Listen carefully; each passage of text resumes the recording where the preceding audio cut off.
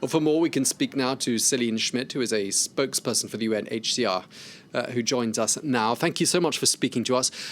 What would this additional funding that the UNHCR is calling for actually be used for specifically?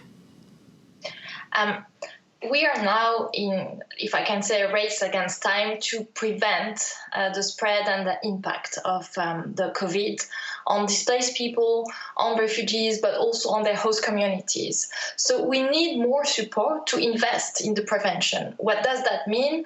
That means providing water, providing soap, working with countries to reinforce their health infrastructures, but also spreading the right information, which is so important. So we're working with organizations, partners, but also refugee volunteers to spread the right information. But also access to education is still very important. With the closure of many schools because of the situation, we have to step up our efforts for online training, for example. So for all of those activities, we need to work all together. We need to have the support from our partners and donors in order to be able to really step up our efforts to prevent the spread and the impact of the virus. Yeah, OK, so those are some of the things the money will be used for. And I mentioned Bangladesh in the introduction. What are the main sort of hotspots? What are the areas geographically of the world that you're most concerned about? Yes, you mentioned Bangladesh, and it's very important, and we're very concerned about the situation there.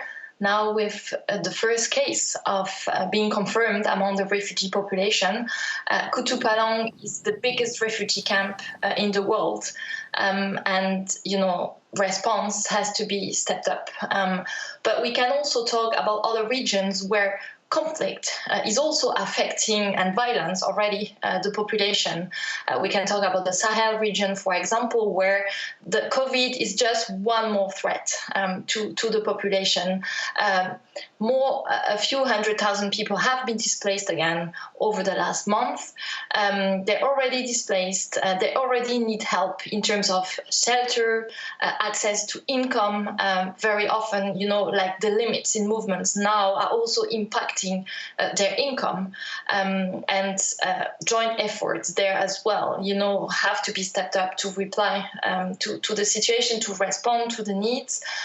We can talk as well about Somalia, where a combination of floods, but also climate change, violence, is putting people even more at risk now with the new threat, and South Sudan as well.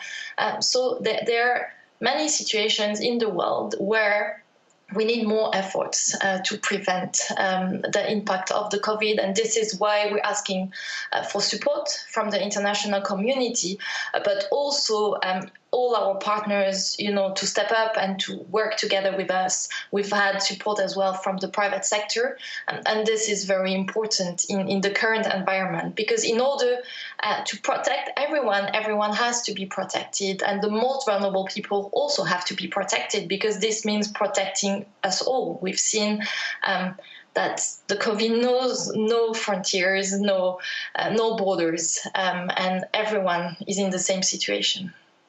OK, and you mentioned the international community being called upon to step up and contribute more. But do you think countries are going to be willing to help, given that a lot of the countries' governments around the world, including the richest countries, are facing some pretty serious financial challenges of their own? Celine? We've seen generosity by many countries and by our partners, as I said as well, from the private sector. But yes, we need more support. And as I said, that's so important because the situation affects the entire world. And it's only with solidarity and with joint effort, with cooperation, that we are going together to fight the virus. So that's so important. And in order to protect everyone has to be protected. So this is why, we're calling on the generosity of our donors, and not to forget that. Of course, there are challenges in all the countries, and we understand that. But the response has to be a joint response, and solidarity is really those solutions to fight the virus at the global level. Okay, well, thank you so much for that, Celine Schmidt, spokesperson for the UNHCR.